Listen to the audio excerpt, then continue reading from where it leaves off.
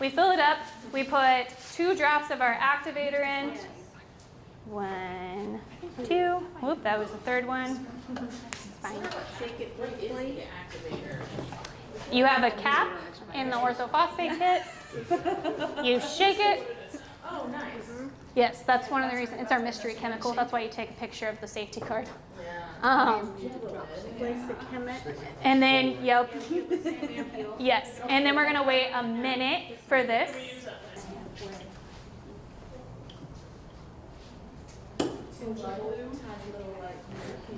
Two more minutes. Yes, and go back and forth. Then wait 2 more minutes. There's 1, 2, and 6. So it is for stormwater controls. Anywhere that there's an MS4, so they have these 6 minimal control measures that they have to make sure they're responsible for. The Partnership for Water Quality does education, outreach, and volunteer. So they're in charge of those 3, and then the surveyor's office does the other 3 for Allen County. The middle one is obviously. Oh, okay. The rest of them are what you can hear. Okay. So All right, nitrate. So I'm going to talk about strips then, and then I'll figure this out later. Okay, cool. So for strips with nitrate and nitrate, again, if you are in the if you are in the Mississippi watershed, that is going to be what we're looking more specifically at, because that's what's going to be leading to those dead zones for you guys. So average in Indiana is 12, like 0.2 or something like that. Like, it's a relatively high number. But the EPA has the line of like where they want it to be at like 1.5. So for nitrate and nitrite, you get to have 2 numbers for that. It's a test strip, which they have that test strip, and I think they might be the only one, because I think you got, okay, cool.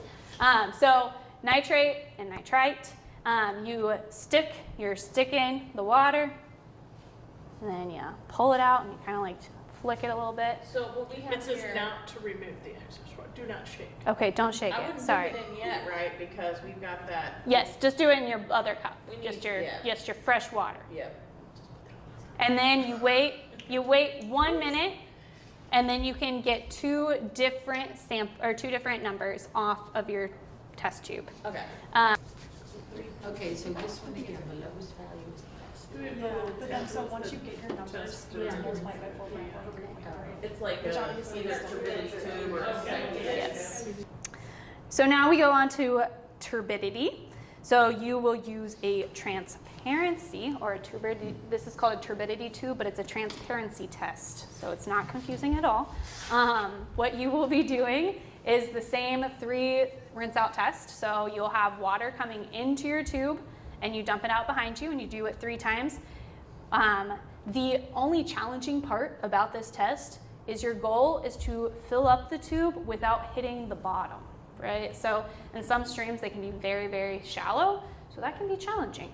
But you're really trying not to disturb anything on the bottom, because remember, silting is really common in this area, so you don't want to stir up that stuff into your tube, because you're trying to see how transparent the water column is. So there's a black and white disc at the bottom of this tube. You're going to fill it up all the way, and you're going to look down in your tube. But for this one, you have this little like lever here, and you will release the valve, and you watch until the water is low enough that you can see that black and white disc, and then you pinch it shut. Even just barely. Yeah. Yes. Barely see it. Yeah. You don't have to like. You just have to start to see that contrast. Yeah. You don't have to see like clear lines. Thank you for clarifying that. And then you just read the number. That one's like the easiest of all the tests. So transparency and turbidity. So transparency, you use the tube, and then after you get the value from that, you go back to the chart in your book, which is this chart. Use your Q value or you can use this table over here, whichever is making you the happiest inside at that moment in time, to get the value you need for turbidity. So you'll use the centimeters to get this column right here, this gray column. That's really hard to talk about when you don't actually have values and you're just arbitrarily talking about it. So I'm sorry if I'm really like butchering that. But that's how we go through our chemical test.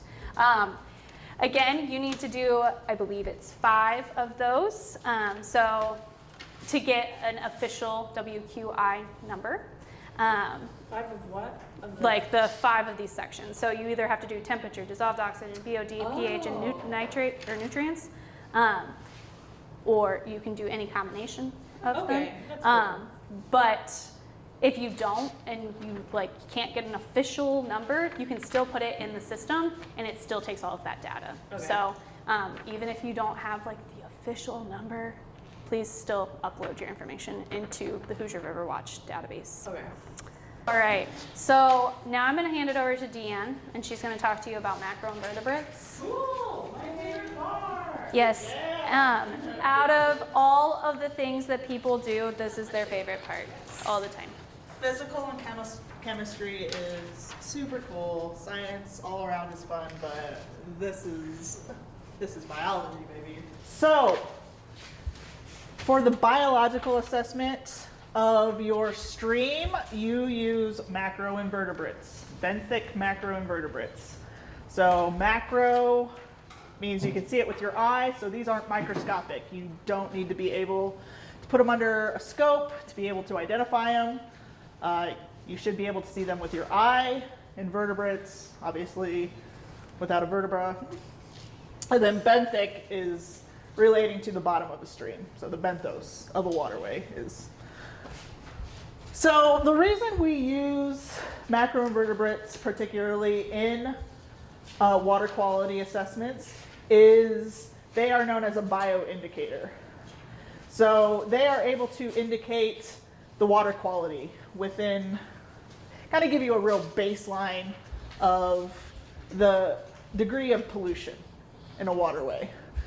So macroinvertebrates obviously are a huge part of the food web within aquatic systems. So they feed on all the little detritus and all the aquatic plants, and then the fish eat them, and so on and so forth. So they're an extremely important part of the food web, and incredibly necessary to have a healthy population and diversity in a water. Unlike fish, they can't escape from a source of pollution. You know, if there's some sort of spill, fish can swim upstream or downstream and get away from that area of contamination. Macros will always hang on to aquatic vegetation, or they're clinging on to the underside of rocks, and unless they get swept downstream, they're not moving very much. They just don't have that capability. So they are offering a really good picture into the water quality, since they're stuck in that area and whatever contaminants are in that area. Sorry. So most of the flying insects that you're familiar with, like mosquitoes and black flies, midges, dragonflies, damselflies, they all spend the majority of their lives in the water. So they only emerge long enough as an adult to leave the waterway, find a mate, reproduce, lay their eggs, and die. Some of these invertebrates aren't even alive enough, or aren't alive long enough to feed. They have one goal in mind when they leave the water as an adult, is mate and die. So they are spending almost the entirety of their lives developing in the stream. So that's another reason why we're using them as a bioindicator. So like with the physical and the chemical parameters that you have been measuring, macros isn't just a snapshot. This is giving you the extended vision of the system. So this is something that you can expect to see over time. And if you're noticing those drastic changes over time, then you know something has occurred within the stream that totally reduced the biodiversity of the stream. When we want to sample the macroinvertebrates, there are two main ways that we sample.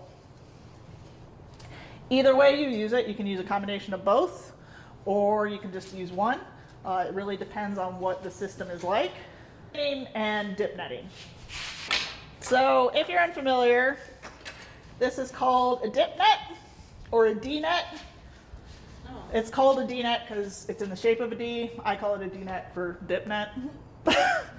But this is probably the primary way that you will sample for macros.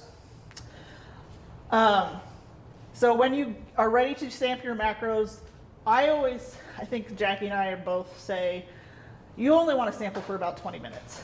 Don't spend hours and hours trying to get everything you possibly can. You know, limit yourself to 20 minutes, 30 minutes at the very max. As tempting as it is, I could be out there all day, every day, just sweeping around, finding what I see. But for this purpose, limit yourself. As excitable and as you will get when you start finding them, you got to limit yourself to 20 minutes. And so remember, you're staying within that 200-foot reach of your stream, and you want to sample all the habitats that are available within that reach. So you're not going to get macroinvertebrates in the center of the channel, in the water column. You might get some zooplankton, but those can be neglected for our purposes. So we only want macroinvertebrates, and they're going to be either along the banks, clinging to the underside of vegetation, or they're going to be under rocks, or in leaf packs, or fallen logs. So within your stream, let's say we want to sample along the bank. There's maybe some log jams, some smaller log jams, or leaf packs, or overhanging vegetation.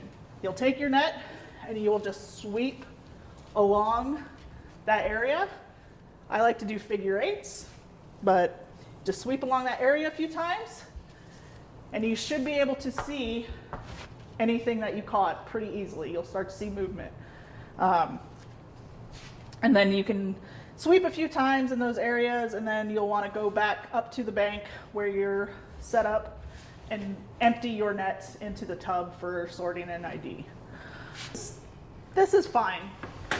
Anything that flow through here, you're not going to really want to. It's more the flow under it because it doesn't stay. It doesn't. So a lot It's of not, like, these, weighted on the yeah, bottom or these something? don't have magnets or weights Yeah. on the bottom. The white ones are nicer. Yeah. This is my point. Yeah. So Could we attach weights to it? yeah, Probably it's yours. As long as you test. Yeah. Yeah. Can't take it away. yeah, because Cool. so this is known as a kick net or a seine net. I have it upside down for one. So these are used in riffles.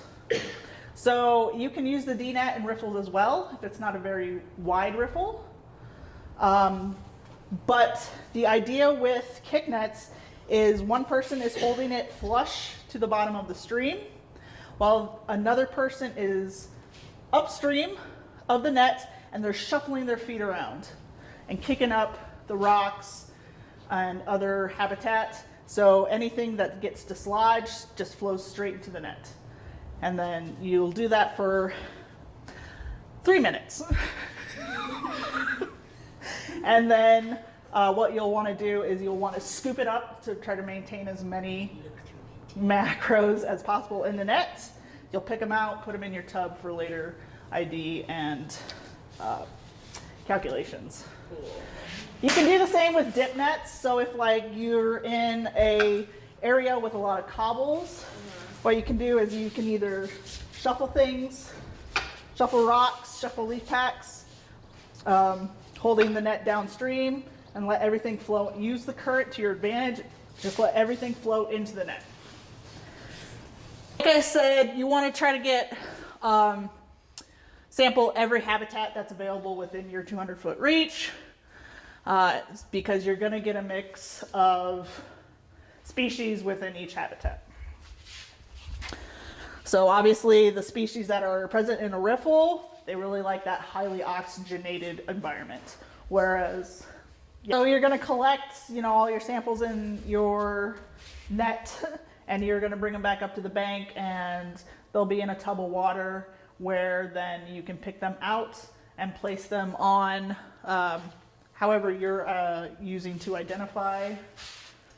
Oh. So what we would be doing at the stream today is we have this great little placemat that has the different orders of macros. And what we do is we usually put Petri plates, Petri dishes. I've heard so many variations of it. I don't know what's true or not anymore. And you put a little bit of water in the bottom of the plate and go ahead and place your macros in the corresponding order. And then you can do your counting from there. Ice cube trays are another great way to sort. Just buy some cheap ice cube trays from the dollar store. They have their own little individual compartments that you can fill with water and then keep them separated that way. So this is kind of a basic overview of sampling, the biological sampling. You got your kick net with them shuffling their feet in front of the net, and then you'll have the process of picking things out. Before I go on to this, another reason that we do not use, or that we use macroinvertebrates, is every species has what is known as a pollution tolerance value.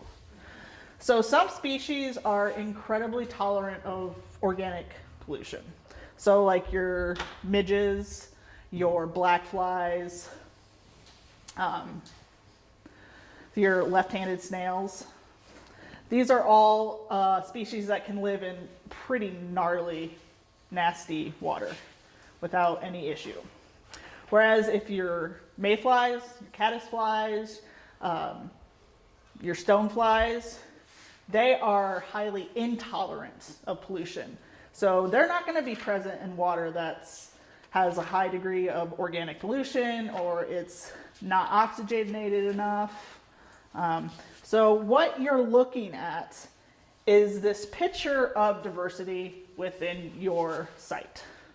So if you're having a broad diversity of both tolerant and intolerant species, that's a good indication of higher water quality.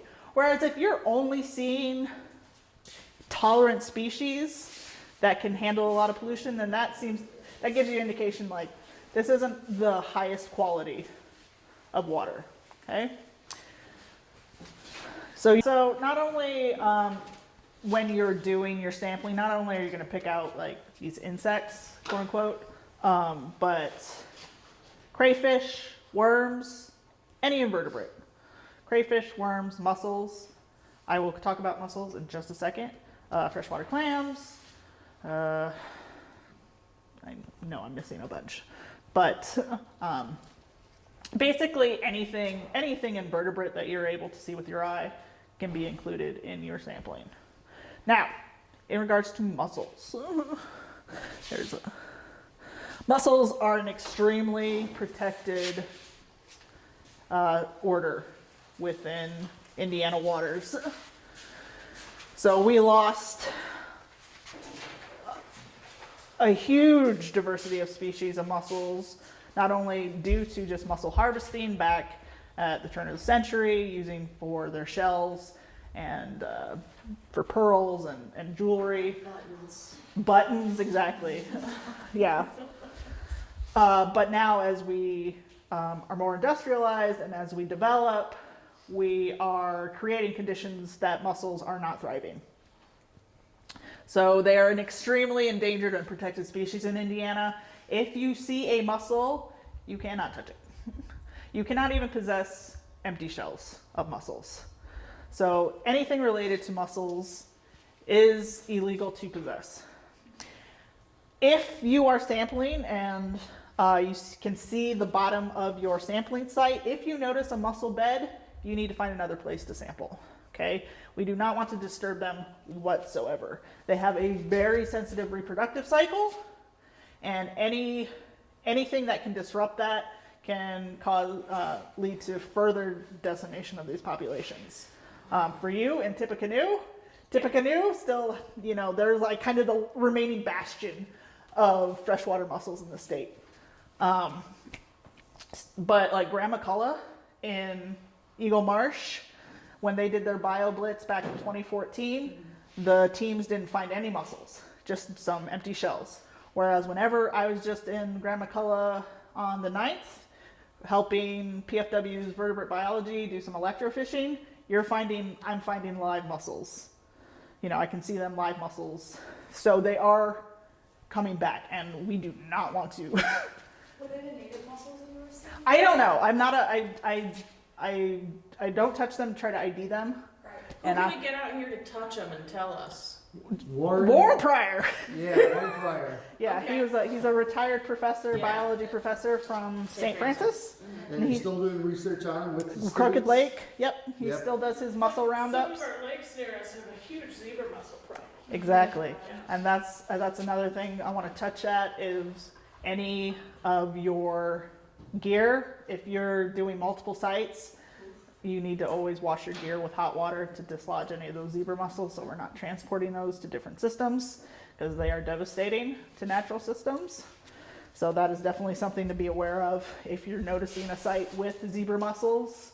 Not only decontaminate your gear, but it may be honest, the DNR may not be aware that this site is now contaminated. Yeah. So it's always worth reaching out to the DNR to let them know that, hey, I was in this site, I noticed zebra mussels. You're not curious to see what this one is? Heck, this one doesn't even have. Well, you can just tell me. I'm not that curious.